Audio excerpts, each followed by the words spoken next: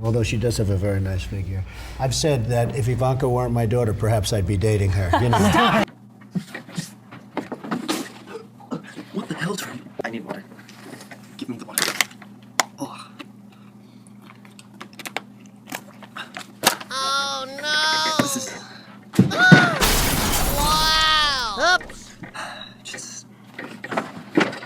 Why I don't understand why his hands are the size of someone who's 5'2". Have you seen his hands?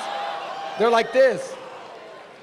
And you know what they say about men with small hands? And he referred to my hands. If they're small, something else must be small. I guarantee you there's no problem. I guarantee it. That's right. Donald Trump just talked about his dick during a presidential debate. A dick which I presume looks like a Cheeto with a cheese dust rubbed off. You're running for president of the United States. Excuse me. I didn't start it. Okay, I didn't start it. But, sir, with all due respect, that's the argument of a 5-year-old. I didn't start it. Shut up! We're going to do the wall. And by the way, who's going to pay for the wall? Mexico's going to pay for the wall. Well, that's absurd. We would never consider that. I'm not going to pay for that fucking wall. But under no circumstances would Mexico pay for that wall. There is no way that Mexico can pay a wall like that. They told me that he said he would not pay for the wall. Do you have a comment? I said, yes. The wall just got 10 feet taller. Mexicans are just beyond reproach. We will begin moving them out day one, as soon as I take office, day one. I love the Mexican people. I love the spirit of the Mexican people. I love them. They're bringing drugs, they're bringing crime, they're rapists, and some, I assume, are good people. Spectacular, spectacular, hardworking people. Mexicans, they're great people. We have no idea who these people are, where they come from. I always say, Trojan horse, watch what's going to happen, folks. It's not going to be pretty. It is a great honor to be invited by you, Mr. President. A great, great honor. And I called you a friend. Thank you. They are not our friend, believe me. And by the way, I think I'm going to win the Mexican vote. Trump lies. He wants to, quote-unquote, build a wall between us and Mexico, which he thinks immigrants are the root of all evil. They're not, actually. I'm not saying it's a good thing if they're illegal or not, but it's not going to make America worse. So there's that. And why is he making the Mexicans build a wall? They're not going to agree to that. Trump, you moronic idiot.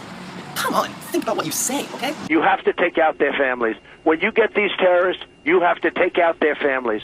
We were in a position, Congressman, of trying to make sense of a lot of incoming information and watch the way the intelligence community tried to make sense of it. Madam Secretary, so all I can say is nobody... There was not conflicting information the day of the attack because your press secretary said, if pressed, there's no connection between Cairo and Benghazi. It was clear. You're the ones who muddied it up, not the information. Well, there's no connection. Here's what I think's going on. Shut up, Hillary! Also, Hillary, she ain't getting the good side either. Why lie? We know you did them. Just admit it. Say, yes, I did it. I'm not gonna lie. And the thing I found out about politics is they say something and they don't say it at all. Politicians, do what you say. 27 minutes after you've told everyone it's a video, while Americans are still fighting because the attack's still going on, your top people are talking politics. Seems to me that night you had three options, Secretary. You could tell the truth, like you did with the family, like you did with the Libyan president, like you did with the Egyptian prime minister. Tell them it was a terrorist attack. You could say, you know what, we're not quite sure. Don't really know for sure. I don't think the evidence is there. I think it's all in the first one, but you could have done that. But you picked the third option. You picked the video narrative.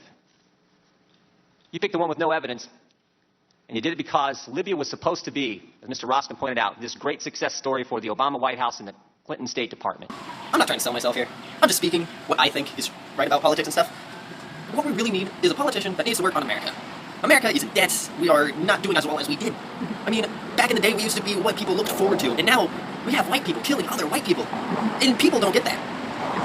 Americans have been too, self-righteous. They've been too proud in themselves to understand what the fuck is going around. That's what I think. I don't know what would happen if Hillary became president. I don't care, frankly. What I want is America to be great like it once was. Not the root of all power, not the high and mighty military, but the place where people look for and say, I want to go there because I want a great life. Not to be stuck inside afraid of what's out the door. That's what we have become. We are afraid to go out in the streets, to even go out in the alleyways. That's just what I think. You can live with a protest about a video. That won't hurt you. But a terrorist attack will. So you can't be square with the American people. You can tell your family it's a terrorist attack, but not the American people. You can tell the president of Libya it's a terrorist attack, but not the American people. And you can tell the Egyptian prime minister it's a terrorist attack, but you can't tell your own people the truth. Madam Secretary, Americans can live with the fact that good people sometimes give their lives for this country. They don't like it. They mourn for those families. They pray for those families. But they can live with it. But what they can't take, what they can't live with, is when their government's not square with them.